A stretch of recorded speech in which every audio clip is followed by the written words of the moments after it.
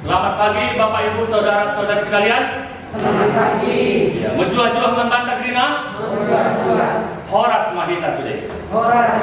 Ya, baik. Hari ini adalah minggu keempat.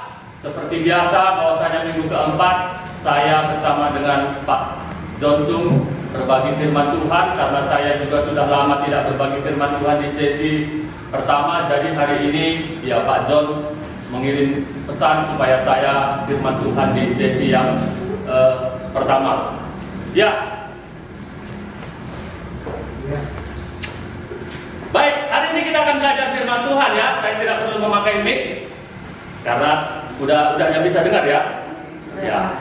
Ya, hari ini kita lihat di kertas kita. Kita akan membahas mengenai kisah hidup Raja Manasye dan Raja Yosia.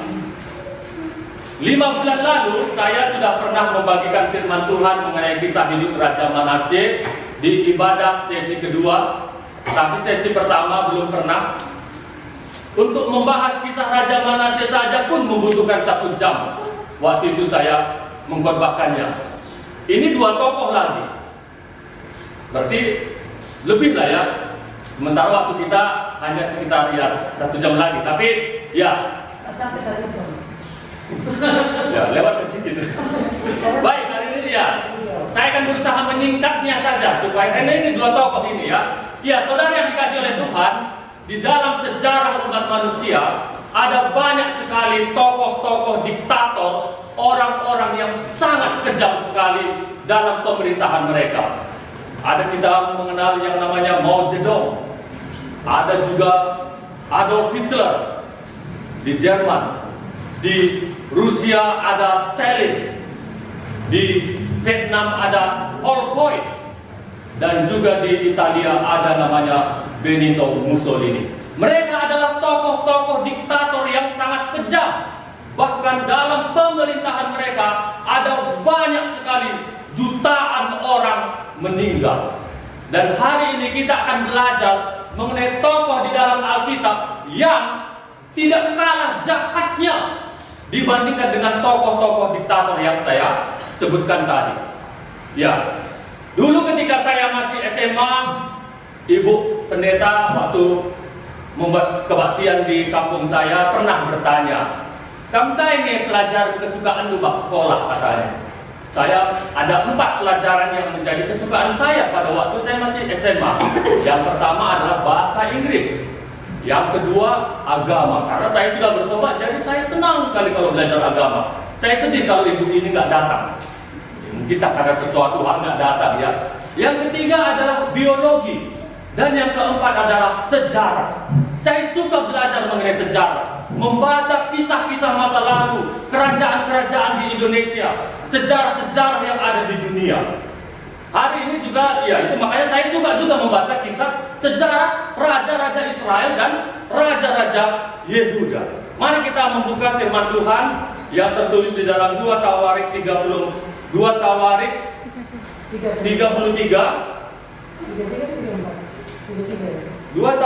33. Mari kita buka ya. Firman Tuhan kita harus menyebut.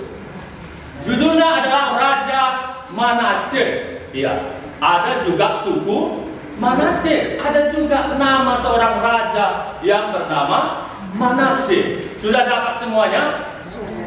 Ayat pertama, Manasye berumur 12 tahun pada waktu ia menjadi raja, dan 55 tahun lamanya ia memerintah di Yerusalem. Ya, jadi Raja Manasye ini dia memulai menjadi raja ketika dia berumur 12 tahun. Dan 55 tahun ia memerintah di Yerusalem. Raja Manasye ini adalah raja yang paling kejam yang pernah dimiliki Israel dan juga Yehuda. Dia memerintah di Yerusalem. Dia nggak memerintah di semua Israel, karena pada waktu itu kerajaan Israel sudah terpecah menjadi 2. Israel utara itu ibu kotanya adalah Samaria, sedangkan Israel selatan itu ibu kotanya adalah Yerusalem. Jadi dia hanya memerintah di Yerusalem.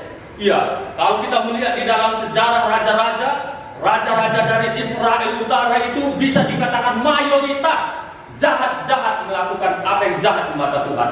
Sementara kalau di Israel Selatan, Yehuda, Benyamin, itu rajanya masih ada yang takut akan Tuhan. Seperti Raja Asa, Raja Yosafat, Raja Hizkia, Raja Yosia, dan juga yang lainnya. Di sini dikatakan bahwa dia memerintah 55 tahun. Jadi Raja Manasye ini raja paling jahat, raja yang paling lama lagi hidup, yang memerintah. Ya udah jahat, lama lagi memerintah ya. Sementara raja yang takut akan Tuhan, sebentar pemerintahannya. Apa saja rupanya dosa-dosa mereka, dosa-dosa Raja Manasye? Ayat kedua, ia melakukan apa yang jahat di mata Tuhan, sesuai dengan perbuatan keji bangsa-bangsa yang telah dihalaukan Tuhan dari depan orang Israel. Jadi Raja Manasye ini, dia mengikuti tata cara kehidupan bangsa-bangsa yang telah digunakan oleh Tuhan. Bagaimana bangsa-bangsa yang telah digunakan Tuhan itu hidup? Raja Manasye memimpin rakyatnya seperti itulah hidup, tidak sesuai dengan firman Tuhan. Ia melakukan apa yang jahat di mata Tuhan. Apakah Bapak Ibu melakukan apa yang jahat di mata Tuhan atau tidak? Firman Tuhan mengatakan kuduskanlah hari Sabat. Tapi pas wari minggu sempat kenduk dengarkan kujuma terakap nibuka, itu berarti tidak melakukan apa yang benar di mata Tuhan. Berarti itu melakukan apa yang jahat di mata Tuhan. Ayat 3, ia mendirikan kembali bukit-bukit pengorbanan yang telah dirobohkan oleh Hizkia ayahnya. Berarti Raja Manasye ini punya ayah namanya Hizkia. Hizkia ini adalah seorang raja yang menghambat, takut akan Tuhan. Bapaknya namanya Ahaz. Jadi raja ini, Raja Manasye punya bolang namanya Ahaz. Ahaz ini melakukan apa yang jahat di mata Tuhan. Sehingga ketika Hizkia memerintah, dia merobohkan semua patung-patung berhala yang telah dirobohkan oleh Ahaz. Tapi ketika Manasye ini menjadi raja, apa katanya? Ia mendirikan kembali bukit-bukit pengorbanan yang telah dirobohkan oleh Hizkia ayahnya. Bukit-bukit pengorbanan itu adalah suatu tempat ibadah yang ada di atas bukit, dan itu adalah untuk berhala, bukan untuk Tuhan. Jadi Raja Manasye membangun kembali bukit-bukit berhala itu. Apalagi yang didirikan? Yang dilakukannya, ia membangun mezbah-mezbah untuk para Baal. Mezbah-mezbah itu adalah suatu tempat untuk korban bakaran, tapi itu dipergunakan untuk Baal. Baal adalah dewa yang sangat populer sekali di tanah Kanaan. Membuat patung-patung Asyera, atau dalam bahasa lain Asitoret. Ini adalah dewi kesuburan orang Sidon. Raja Salomo jatuh ke dalam dosa ini. Bagaimana istri-istrinya yang dari negeri Sidon mencondongkan hati Salomo untuk beribadah kepada Asyera atau Asitoret, dan sujud menyembah kepada segenap tentara langit. Wow, tentara langit ini adalah benda-benda yang ada di langit. Matahari, bintang, bulan, itu pun disembah oleh Raja Manasye, dan dia menyerukan juga kepada rakyat yang dipimpinnya itu supaya menyembah apa yang dia sembah dan beribadah kepada Tuhan. Di bait Allah didirikan mezbah-mezbah untuk berhala. Ayat yang kelima, dan ia mendirikan juga mezbah-mezbah bagi segenap tentara langit di kedua pelataran rumah Tuhan. Bahkan, ayo sama-sama kita baca ayat yang ke-6, 1, 2, 3 ya. Bahkan ia mempersembahkan anak-anaknya sebagai korban dalam api di lembah Ben Hinnom. Ia melakukan ramal, telaah, dan sihir, dan menghubungi para pemanggil arwah dan para pemanggil roh ramal. Ia melakukan banyak yang jahat di mata Tuhan, sehingga ia menimbulkan sakit hati. Iya. Di ayat yang ke-6 tadi mengatakan, bahkan ia mempersembahkan anak-anaknya sebagai korban dalam api. Bahkan bukan hanya anak-anaknya, pas pasti Raja Manasye juga memerintahkan kepada orang Yehuda agar mereka juga mempersembahkan anak-anak mereka kepada berhala-berhala itu. Betapa banyaknya pada waktu itu anak-anak yang kecil mati untuk korban persembahan kepada berhala. Sehingga Alkitab tadi mengatakan apa? Manasye menimbulkan sakit hati Tuhan, sehingga mereka harus mengalami pembuangan ke Babel. Karena begitu banyaknya dosa yang sudah dilakukan oleh Raja Manasye. Ia mempersembahkan anak-anaknya sebagai korban dalam api di Lebak Ben Hinnom. Ia melakukan ramal, telaah. Tahu ya, telaah ya? Seperti melihat ini telapak tangan, oh ini kita artina gitu ya. Apa bahasa karonya itu? Retak tangan. Sihir dan menghubungi para pemanggil arwah dan para pemanggil roh peramal. Ia melakukan banyak yang jahat di mata Tuhan sehingga ia menimbulkan sakit hatinya. Ya, kita lihat lagi. Ia menaruh juga patung berhala yang telah dibuatnya dalam rumah Allah. Wah, patung berhala yang telah dibuat oleh Raja Manasye diletakkan lagi di dalam bait Allah yang telah didirikan oleh Salomo. Ini adalah suatu kenajisan rohani. Ya, coba dulu bayangkan ya, kalau di gereja kita ini ada di sini patung berhala misalnya ya, pasti itu adalah sesuatu yang menajiskan sekali. Terus ayat yang coba kita lihat ayat yang ke-9. Tetapi Manasye menyesatkan Yehuda dan penduduk Yerusalem sehingga mereka melakukan yang jahat, lebih daripada bangsa-bangsa yang telah dipunahkan Tuhan dari depan orang Israel. Akhirnya siapa yang lebih jahat ini? Lebih jahat sudah orang Yehuda dibandingkan dengan orang yang tidak mengenal Tuhan. Apakah Raja Manasye ini tidak mendengarkan firman Tuhan dalam hidupnya sehingga dia melakukan ini? Apakah pada waktu itu ayahnya Raja Hizkia tidak mengajarkan firman Tuhan kepada anaknya? Saya yakin Raja Hizkia juga menceritakan firman Tuhan kepada Manasye. Karena Raja Hizkia adalah orang yang takut akan Tuhan. Dia menghambat kepada Tuhan. Raja Hizkia tahu, Ulangan 6 ayat 7. Ceritakanlah firman Tuhan itu kepada anak-anakmu berulang-ulang kali. Hizkia tahu itu, dia menceritakan itu kepada Manasye. Tapi di sini kita harus mengambil kesimpulan bahwasanya ini adalah pilihan hidup Raja Manasye. Dia memilih untuk lebih meninggalkan Allah nenek moyangnya, Allah yang disembah oleh bapaknya.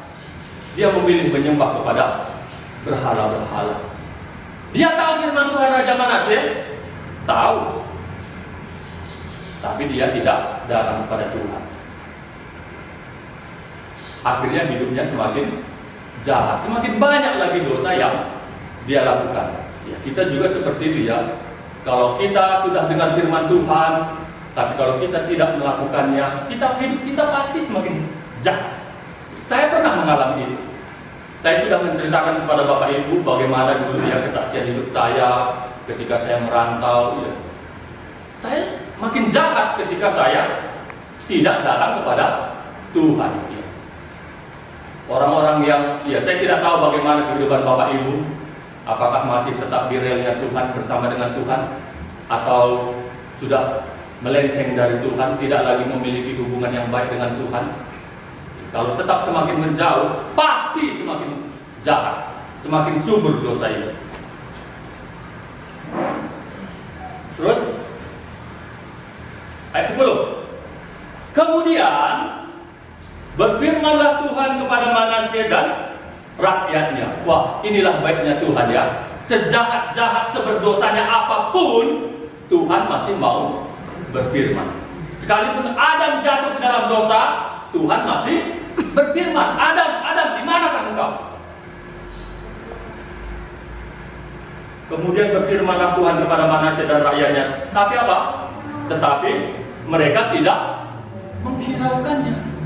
firman Tuhan itu pun tidak dihiraukan. Tuhan mengutus nabi-nabi, utusan orang-orang yang takut akan Tuhan untuk datang ke istana Manase, ceritakan firman Tuhan. Inilah yang akan Tuhan lakukan kepada Yehuda.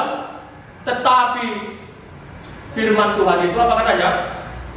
Mereka tidak menghiraukannya. Apakah Bapak Ibu menghiraukan firman Tuhan atau tidak? Bahkan orang-orang yang menyampaikan firman Tuhan itu pun kepada Raja Manase, mereka dibunuh, ditangkap, dibunuh. Orang-orang yang menyampaikan firman Tuhan kepada Manase.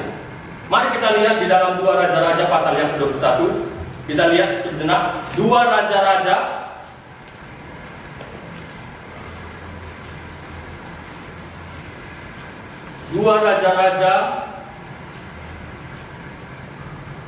pasal yang ke-21. Sudah dapat ayat yang ke-16. Sudah dapat ya? 2 Raja-Raja 21 ayat yang ke-16, saya baca. Lagi pula Manase mencurahkan darah orang yang tidak bersalah sedemikian banyak, sehingga dipenuhinya Yerusalem dari ujung ke ujung, belum termasuk dosa-dosanya yang mengakibatkan orang Yehuda berdosa pula dengan berbuat apa yang jahat di mata Tuhan. Apa katanya tadi? Manase mencurahkan darah orang yang tidak bersalah. Siapakah di sini orang yang tidak bersalah? Saya yakin ini adalah darah orang-orang yang takut akan Tuhan, yang tidak mau menyembah kepada berhala yang dibuat oleh Raja Manase, sehingga orang-orang itu ditangkap, dibunuh. Billy Graham berkata, salah satu yang dibunuh adalah Nabi Yesaya. Nabi Yesaya adalah nabinya Hizkia. Pada waktu itu Tuhan Hizkia sakit, dan Tuhan berkata kepada Nabi Yesaya, katakanlah kepada Hizkia bahwasanya dia akan mati. Tapi Hizkia berdoa kepada Tuhan, Tuhan kasihanilah aku. Akhirnya Raja Manase diberi hidup 15 tahun kembali.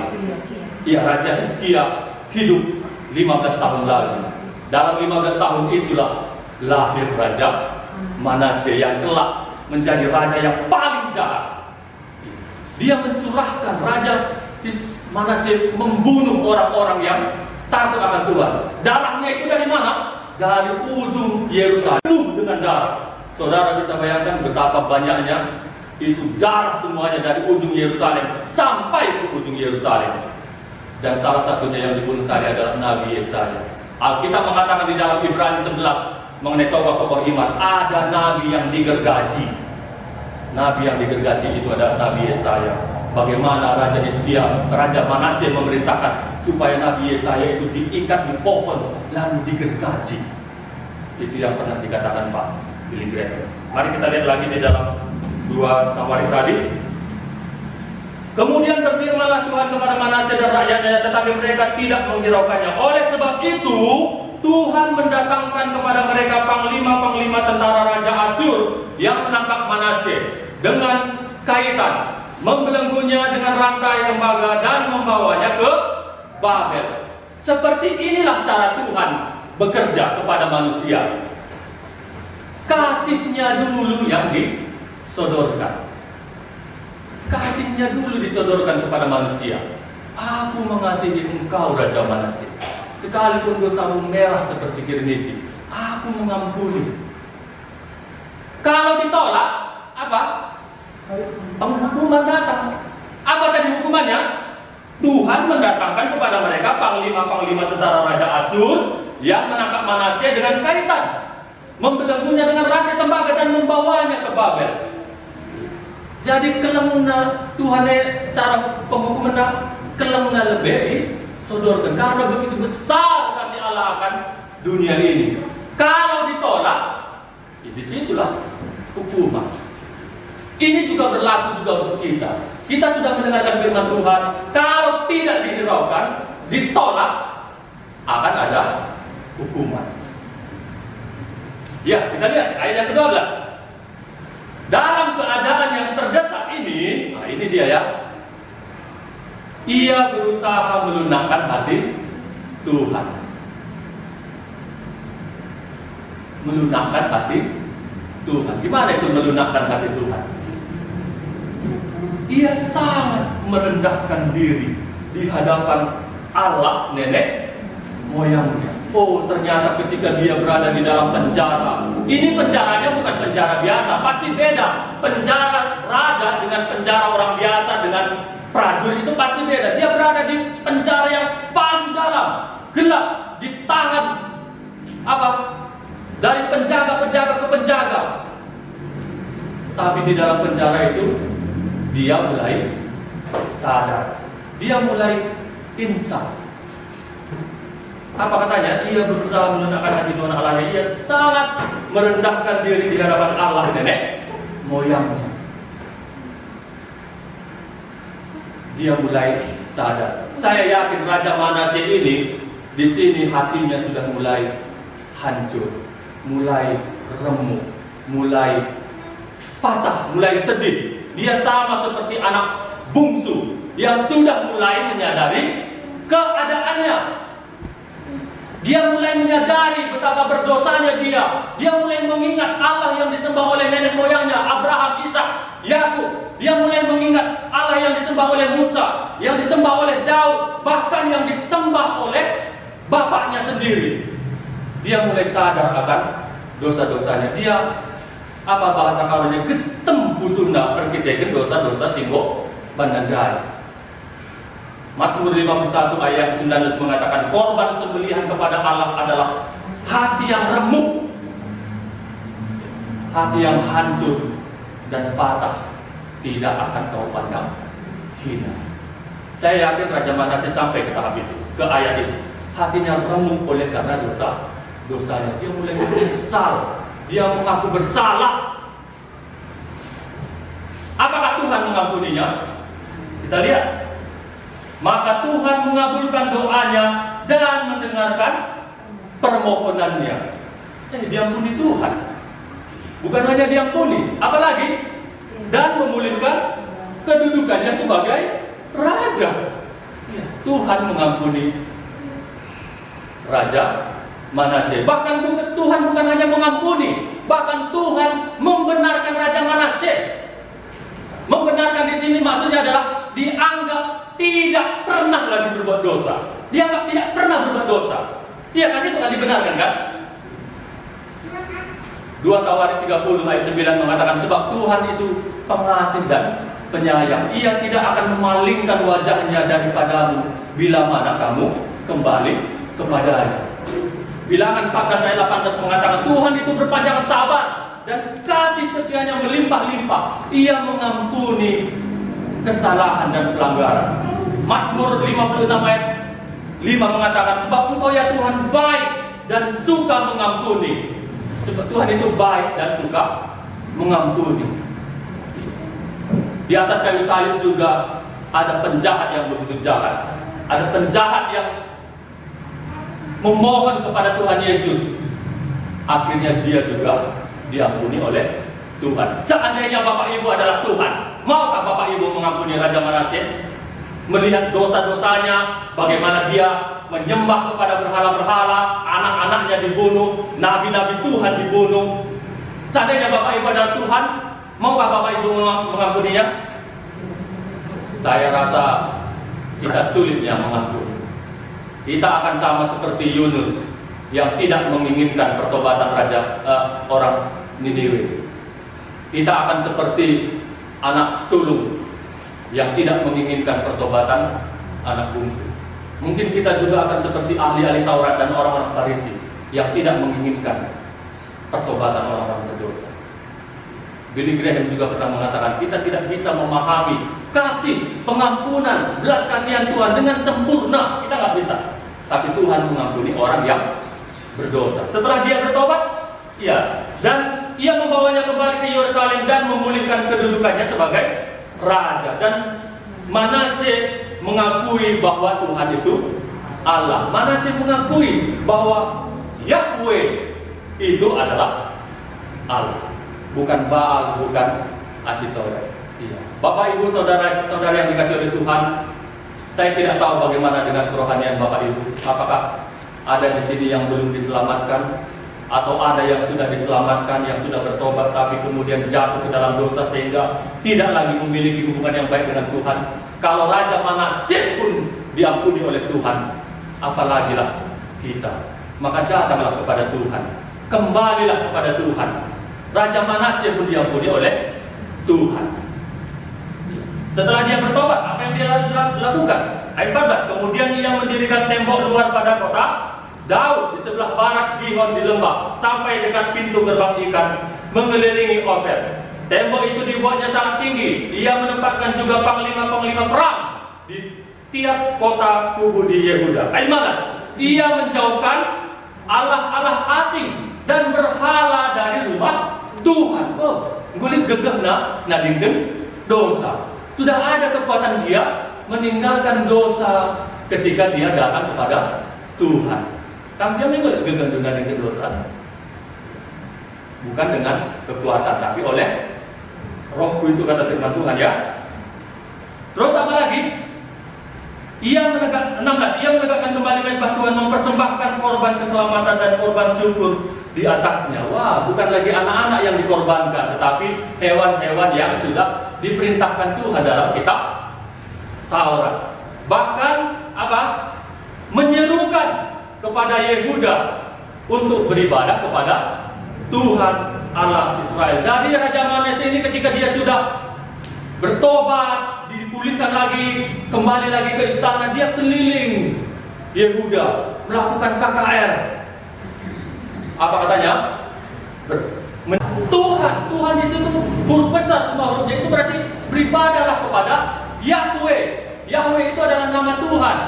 Dia mulai menceritakan firman Tuhan, dia mulai memberitakan Injil kepada orang-orang, dia mulai mengadakan KKR, memberitakan Injil.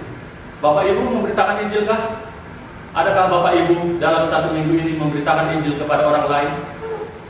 Apalagi zaman sekarang, memberitakan Injil itu sangat mudah sekali ya. Saya memberitakan Injil dengan YouTube ya. Kalau dulu saya membuat video babi panggang, banyak yang nonton, beribu-ribu, dipuji-puji. Membuat video bus-bus sutra murni, banyak yang nonton ribuan.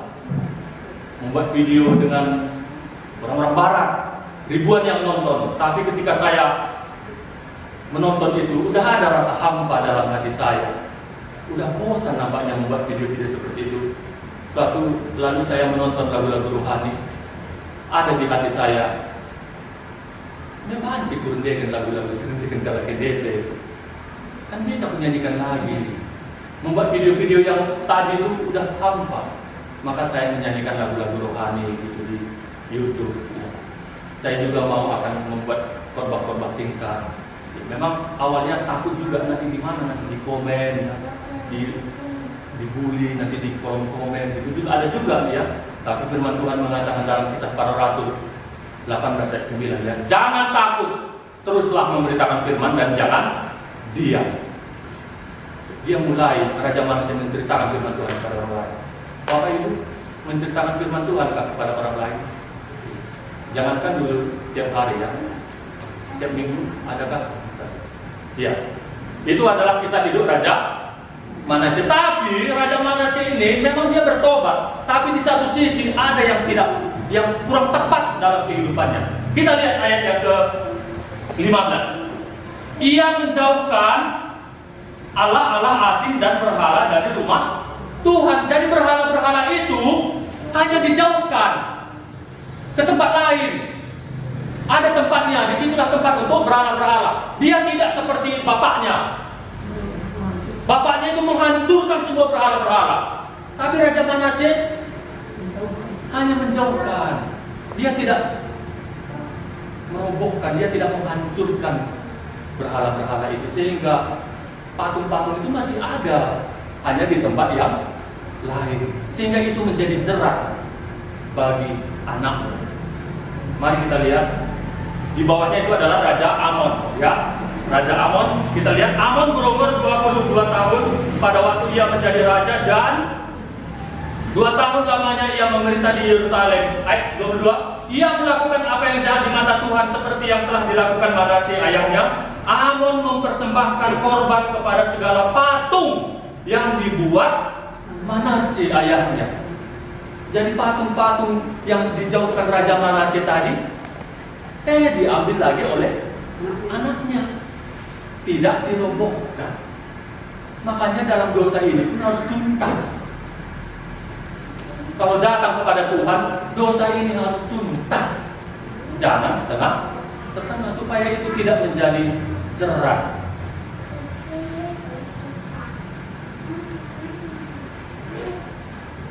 Ayat 23, tetapi ia tidak merendahkan diri di hadapan Tuhan seperti Manasye ayahnya merendahkan diri.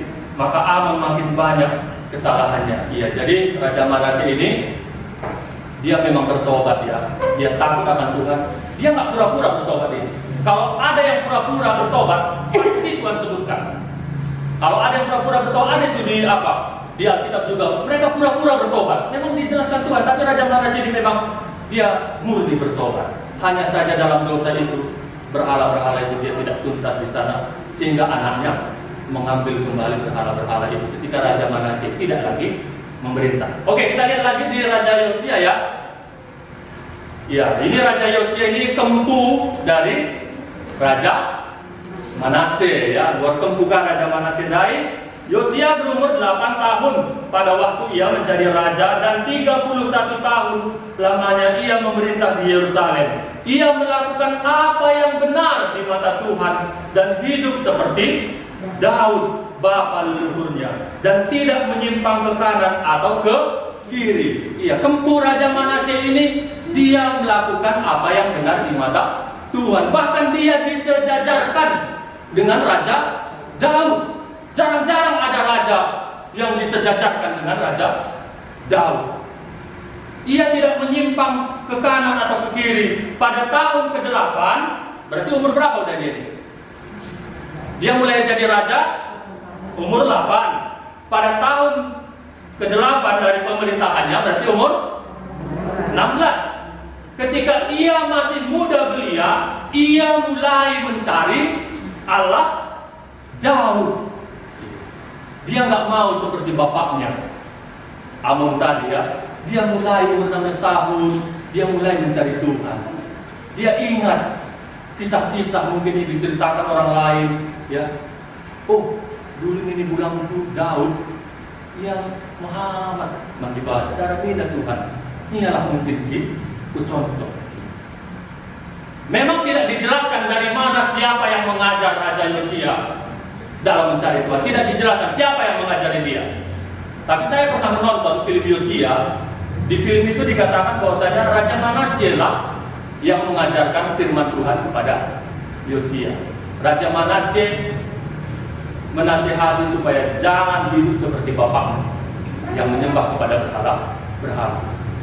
Tapi itu tidak bisa dijadikan bukti yang akurat. Ia mulai mencari Allah. Tapi kalau saya lihat di sini bahwasanya keinginan untuk mencari Allah itu memang ada dari hati Raja Yosia sendiri. Dia tidak menggantungkan imannya kepada orang lain, kepada bimbingan rohani, pembimbing rohani yang lain. Dia tidak menggantungkan imannya, tapi dia hanya dari dirinya sendiri. Saya dulu ketika saya bertobat, nggak langsung saya ke gereja itu. 1 tahun kemudian ya baru saya datang ke sini beribadah. Ketika saya menerima Tuhan Yesus, saya belajar firman Tuhan sendiri. Saya baca Alkitab, kitab Yohanes, saya baca belajar sendiri. Raja Yosia juga dia tidak menggantungkan imannya kepada pembimbing rohani yang lain. Kan ada juga itu ya raja di dalam Alkitab. Ketika hidup imam Syiah, dia taat kepada Tuhan. Ketika imam itu mati, dia membelot dari Tuhan. Bukankah sekarang ini juga ada seperti itu? Ada orang bertobat, kalau sama pemimpin rohani yang ini bertumbuh imannya, tapi ketika nggak ada lagi pemimpin itu, Daud jatuh ke dalam dosa.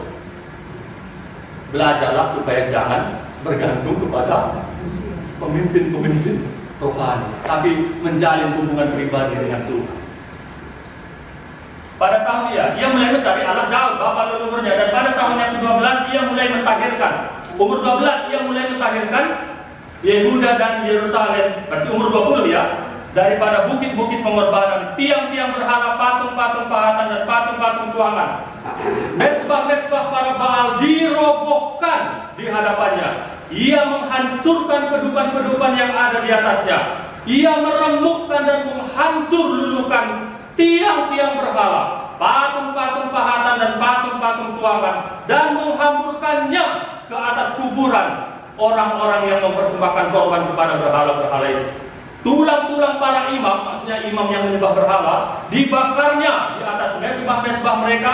Demikianlah ia mentahirkan Yehuda dan Yerusalem. Kalau kita lihat ya, dia melakukan reformasi besar-besaran ini. Dia melakukan reformasi perubahan dalam hal keagamaan, dalam hal peribadatan. Dia menghancur luluhkan semua. Seperti kalau Hizkia apanya Yosia? Udah 4 keturunan ini. Hizkia, Manasye, Amon, Yosia. Apa ini Hizkia ini? Apanya si Yosia ini? Dia mengikuti jejak iman Hizkia. Dia nggak mau seperti bapaknya ya. Ayat yang ke-6, juga di kota-kota Manasye, Efraim dan Simeon. Wow, dia melebarkan sayapnya. Padahal Simeon itu adalah wilayah Israel Utara. Sampai ke kota-kota Naftali yang di mana-mana telah menjadi reruntuhan. Ia merobohkan segala mezbah dan tiang berhala, meremukkan segala patung pahatan serta menghancur luluhkannya dan menghancurkan semua kedupan di seluruh tanah Israel. Sesudah itu dia kembali ke Yerusalem. Kalau kita melihat Raja Manasye ini kali besar kali, ya luar biasa sekali. Ya pertobatan dia gitulah saya bilang ya. Dia menghancurkan semua berhala-berhala itu. Karena itu tidak berkenan kepada Tuhan. Dia mentahirkan, umur 20 dia sudah mentahirkan Yerusalem dan beberapa daerah Israel Utara. Dia adalah raja yang sangat giat dalam pekerjaan Tuhan. Di situ dilihat lagi kitab Taurat ditemukan ya. Itu maksudnya waktu itu Raja Yosia memerintahkan supaya bait Allah yang dibuat oleh Salomo diperbaiki kembali. Dan ketika dalam perbaikan itu ditemukan kitab Taurat. Itu makanya kitab Taurat ditemukan kembali. Ketika mereka memperbaiki, mereka menemukan kitab kembali, kitab Taurat yang dibuat oleh Musa. Dan mereka membacakannya. Dan ketika hal itu dibacakan, apa yang terjadi? Ayat yang ke-19. Segera sesudah raja mendengarkan perkataan Taurat itu, dikoyakkannya lah pakaiannya. Dikoyakkannya sebagai lambang penyesalan, ugapan ini ulangku kepengen. Mereka sudah mendurhaka kepada Tuhan. Lalu dia mengoyakkan. Dia nggak mau seperti nini bulangnya yang memberontak kepada Tuhan. Di situ pasal yang ke-35 dikatakan Yosia merayakan Paskah. Dan di ayat yang ke-18, pasal 35 ayat yang ke-18 dikatakan Paskah semacam itu tidak pernah lagi dirayakan di Israel sejak Nabi Samuel. Jadi ketika Taurat itu dibacakan, mereka merayakan Paskah. Dikatakan bahwasanya Paskah semacam itu tidak pernah lagi dilakukan sejak Nabi Samuel. Bapak Ibu coba bisa bayangkan beberapa generasi itu dari Samuel sampai ke Yosia, Paskah sudah dilupakan. Memang Raja Hizkia juga pernah merayakan Paskah.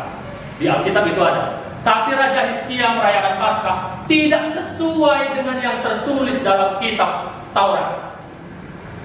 Kalau dalam kitab Taurat, Paskah itu dirayakan tanggal 14 bulan 1. Tapi Hizkia merayakannya bulan 2. Dan banyak orang-orang yang belum tahir. Tapi mereka merayakan Paskah tidak sesuai dengan hukum Taurat. Tapi Hizkia berdoa pada Tuhan, dan Tuhan nggak murka sekalipun Paskahnya seperti itu. Tapi Paskah yang benar sesuai dengan hukum Taurat terakhir kali dilakukan pada zaman Nabi Samuel. Zaman Daud, zaman Salomo nggak ada lagi sudah dilupakan Paskah. Tapi ketika Taurat itu ditemukan, mereka kembali merayakan Paskah. Paskah semacam itu tidak pernah lagi dirayakan Israel sejak Nabi Samuel. Seorang pun di antara raja-raja orang Israel tidak pernah merayakan Paskah seperti yang dirayakan Yosia dengan para imam dan orang-orang Lewi. Iya. Tapi Bapak Ibu, sekalipun Raja Yosia ini kita lihat bagaimana dia bekerja untuk Tuhan, semangat melayani untuk Tuhan, tapi dia juga punya celah. Apa celahnya? Lihat judul yang di bawahnya ya, Yosia dibunuh oleh Neko.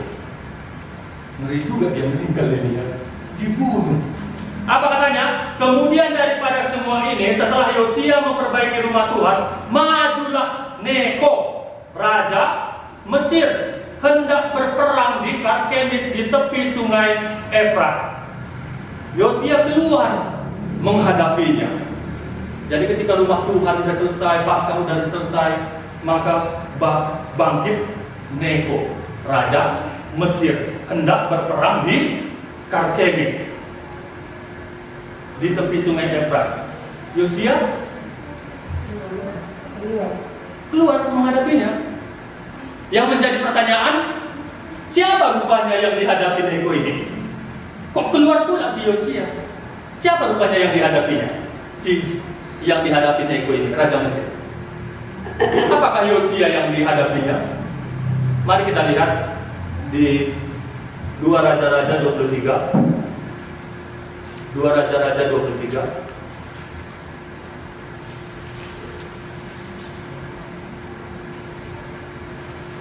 2 Raja-Raja 23 ayat yang ke-29 atau ayat yang ke-28. Sudah dapat ya? 2 Raja-Raja 23 ayat yang ke-28. Selebihnya dari riwayat Yosia dan segala yang dilakukannya, bukankah semuanya itu tertulis dalam kitab sejarah Raja-Raja Yehuda? Dalam zamannya itu majulah Firaun Neko, raja Mesir, melawan raja Asyur di tepi sungai Efrat. Raja Yosia pergi menghadapi dia, tetapi Firaun membunuhnya. Siapa rupanya yang dihadapi Neko ini? Raja Asyur melawan, katanya di sini ya. Tapi kalau saya lihat di Alkitab bahasa Karo, coba lihat ini ya. Di apa? Yang ini. Kalau di terjemahan Indonesia melawan Raja Asyur. Kalau di bahasa Karo, tumung Josia Raja Dengar, Raja Neko di Mesir nari, mimpin tentara Pulau Efrat guna nampati Raja Asyur. Ini kok nampati? Yang di Indonesia melawan. Ini nampati. Kita lihat lagi terjemahan bahasa Inggris. While Josiah was king, Pharaoh Necho, king of Egypt, went up to the Euphrates River to help the king of Assyria. Berarti bukan melawan Raja Asyur. Raja Necho membantu Raja Asyur, nampati. Jadi siapa yang dilawan Raja Neko? Mari kita lihat di Yeremia pasal yang ke-46. Bisa saya perlihatkan Yeremia 46 supaya kita tahu siapa rupanya raja yang dilawan oleh Neko ini, sehingga Yosia berani-beraninya menghadapinya. Yeremia 46 ayat yang ke-2. Mengenai Mesir, terhadap tentara Firaun, Neko, raja Mesir, yang berkemah di tepi sungai Efrat dekat Karkemis dan yang dipukul kalah oleh Nebukadnezar, raja Babel. Berarti waktu itu yang dilawan oleh Neko adalah raja Babel, Nebukadnezar. Kenapa Yosia melawan Neko? pada waktu itu Raja Babel yaitu Nebukadnezar ingin memperluas daerah kekuasaan. Ketika hal itu kedengaran, ya, Yehuda atau Yosia ini musuh besarnya adalah Asyur. Kita lihat tadi ya, Raja Manasye, siapa yang menangkap Raja Asyur? Kan Raja Asyur tadi yang menangkap, membelenggunya. Musuh besar Yehuda itu adalah Raja Asyur. Ketika Asyur mau diserang oleh Babel, Nebukadnezar, Yosia senang karena musuhnya akan diserang. Tapi Asyur udah bersekutu dengan Mesir. Mesir itu dikalahkan oleh Asyur. Sehingga ketika Asyur mau diserang, datanglah si bangsa Mesir nampati Raja Asyur. Kan itu tadi katanya kan, nampati. Bahasa Indonesia to hell katanya tadi. Jadi Raja Neko mau membantu Raja Asyur yang akan diserang oleh Nebukadnezar. Mendengar itu, oh ini gawat ini. Si Mesir, bangsa Mesir akan membantu Asyur. Wah, ini harus dilawan. Maka Raja Yosia apa? Dia pergi menghadapi Raja Neko. Itu tadi katanya ya. Coba kita lihat sedikit lagi ya. Di 2 Tawarik tadi,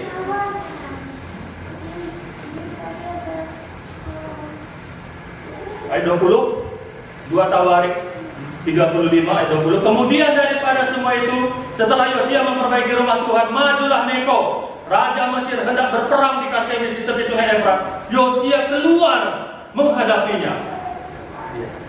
Karena Yosia nggak mau Raja Mesir membantu Asyur dalam berperang melawan Babel. Apa kata Raja Asyur? Ayat 21, ia mengirim utusan kepada Yosia, berarti Neko tadi ya. Apa katanya? Dengan pesan, apakah urusanmu dengan aku, Raja Yehuda? Saat ini aku tidak datang melawan engkau, tetapi melawan keluarga raja yang sedang kuperangi. Maksudnya adalah Raja Nebukadnezar tadi.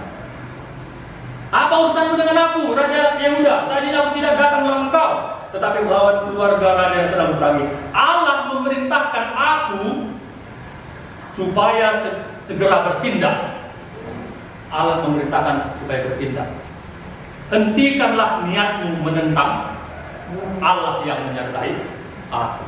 Ini pesan Tuhan kepada Neko, Raja Yosia. Allah ini menyuruh aku melawan bangsa itu. Jangan kau halang-halangi. Ini pesan dari Tuhan.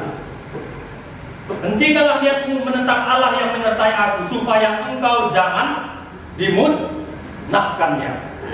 Saya heran juga melihat di sini. Kok kenapa ya Tuhan itu memperingatkan orang yang takut akan Tuhan melalui orang yang tidak mengenal Tuhan?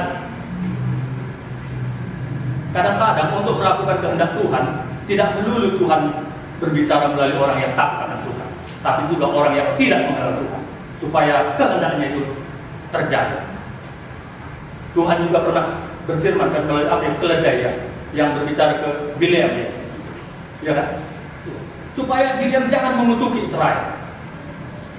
Dibuatlah Bileam, dibuatlah keledai itu yang menegur Bileam. Tuhan juga seperti itu. Tuhan memakai Raja Neko yang tidak mengenal Tuhan supaya berfirman kepada Yosia. Tapi apa yang terjadi? Ayat 22, tetapi Yosia tidak berpaling dari padanya. Artinya dia tetap melawan Neko, melainkan menyamar untuk berperang melawan dia. Oh, dia sama seperti Raja Ahab ini. Raja Ahab juga pernah menyamar ya dalam pertempuran. Dia juga menyamar. Raja Ahab kan raja yang jahat di mata Tuhan. Ia tidak mengindahkan kata-kata Neko yang merupakan pesan Allah. Lalu berperang di lembah Megiddo. Lalu bagi kena kata dibaca. Lalu bagi kena kata dibaca. Guna lain, maka pemanah-pemanah menembaki Raja Yosia dan raja berseru kepada orang-orangnya, bawa aku dari sini karena aku luka parah. Orang-orang yang mengangkatnya dari keretanya lalu mengangkutnya dengan kereta cadangannya lalu membawanya ke Yerusalem. kemudian matilah. Iya. Kalau di luar raja-raja tadi katakan dibunuh raja Yosia itu akhirnya dibunuh. Kenapa? Karena tidak mendengarkan firman Tuhan. Ngeri ya kalau tidak mendengarkan firman Tuhan ini. Ngeri sekali. Bapak Ibu, apakah Bapak Ibu masih mendengarkan firman Tuhan? Kalau firman Tuhan mengatakan beritakanlah Injil, apakah masih kita beritakan Injil? Kalau firman Tuhan mengatakan, hai suami-suami, kasihilah istrimu, apakah kita kasih? Ya, kamu ya. Apakah kita kasih tulang hidup darah kepada suami istri-istri? Taatilah suamimu. Apakah ditaati? Anak-anak, hormatilah ayah dan ibumu. Janganlah menjauhkan pertemuan-pertemuan ibadah. Itu kan firman Tuhan ya. Apakah kita menghadiri pertemuan-pertemuan ibadah yang diadakan di gereja kita? Ada jam doa ibu-ibu, ada jam doa muda-mudi. Apakah didengarkan firman Tuhan itu? Jam doa jemaat yang hari Rabu. Ya. Pemuritan, apakah masih didengarkan? Firman Tuhan mengatakan janganlah kita menjauhkan diri dari pertemuan-pertemuan ibadah. Jam doa misalnya berapa orang yang datang ya, tidak mendengarkan firman Tuhan, jahat di mata Tuhan. Tapi orang udah pun nggak mendengarkan firman Tuhan, menganggap dirinya masih baik-baik saja dengan Tuhan. Ini yang nggak, Tuhan berkatilah saya, tolonglah saya hari ini, saya begini Tuhan. Tapi firman Tuhan pun tidak dijalankan. Kepada Bapak Ibu yang belum datang kepada Tuhan misalnya, firman Tuhan mengatakan dosamu itu akan menimpa kamu. Apakah Bapak Ibu mendengarkan firman Tuhan itu? Ngeri kalau tidak mendengarkan firman Tuhan.